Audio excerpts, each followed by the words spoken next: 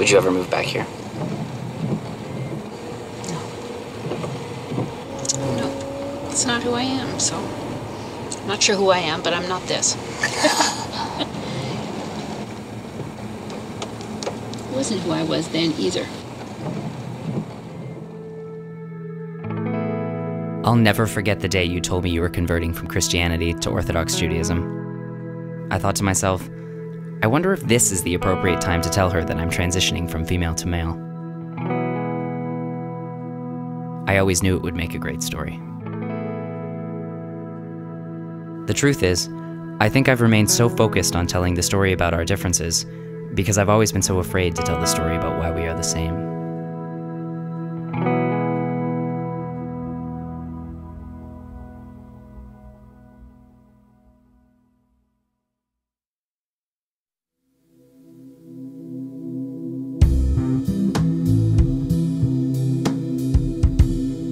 I'm writing to you after spending a day together in the suburbs. I can't believe it's been a decade since we've been on those streets.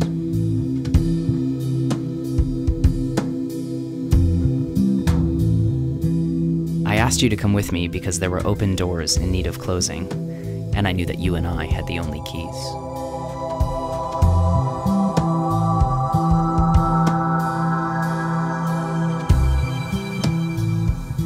Left you in Sligo,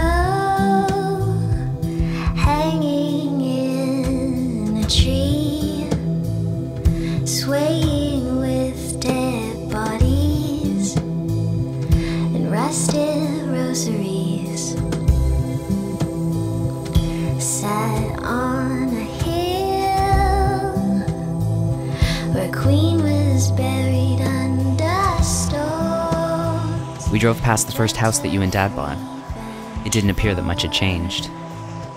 The front door was painted a new color, and we counted a few more trees.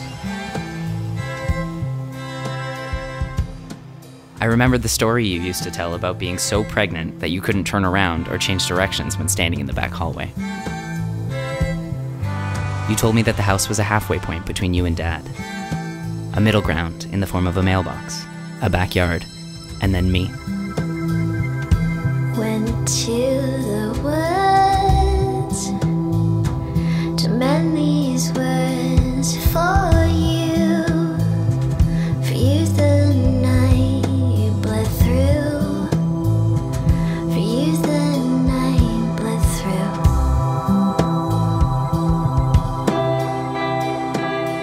through. We drove past the dream house that you and Dad built.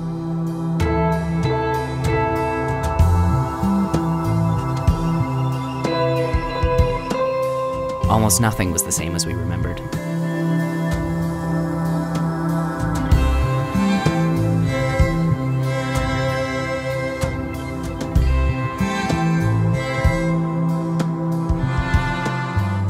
You told me to stop filming because it no longer looked as it did when we lived there.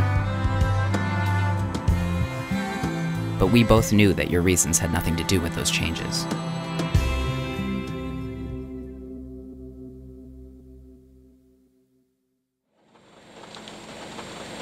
It's another life. Yes, it impacts you, but don't go back to it because it keeps you stuck back there instead of facing forward. When we drove past the hospital, I remember thinking it was some kind of fucked up poetry that you were so sick while you were supposedly building your dream. That the time of our greatest wealth was also the time of our greatest suffering. We don't talk about it much anymore. About when you went away to recover from past violence, and that while you were gone, that same violence found me. I know that when you were a kid, there was no way of escaping. But when it happened to me, you packed up our things. How do we talk about a shared history of violence when the only man left that we talk about is me?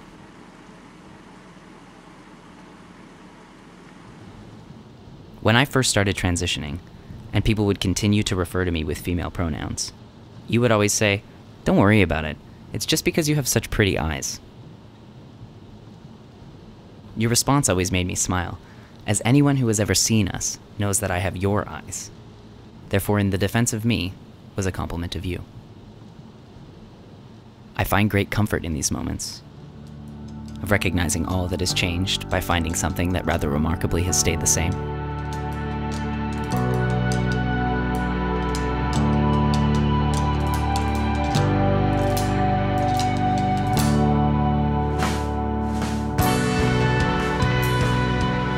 The strength of our family is rooted in the survival of women, one of them being you, and one of them being me. It's a history now kept secret, under the veils of religious modesty and the illusions of a gendered dream.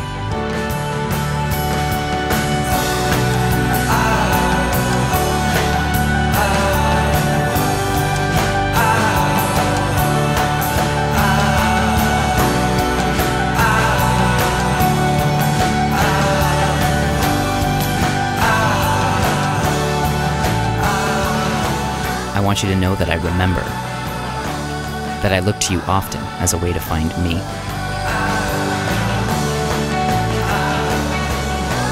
The truth is, people don't know anything when they see us, when they see a mother and a son, when they see this version of you alongside this version of me.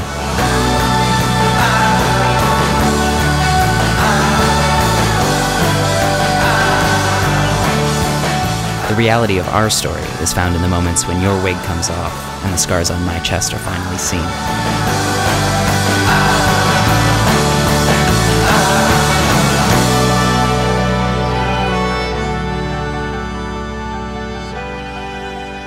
This town is just a casing, a frame of a picture that is no longer. Today we became its visitors, reflecting back upon it a past that only you and I can see.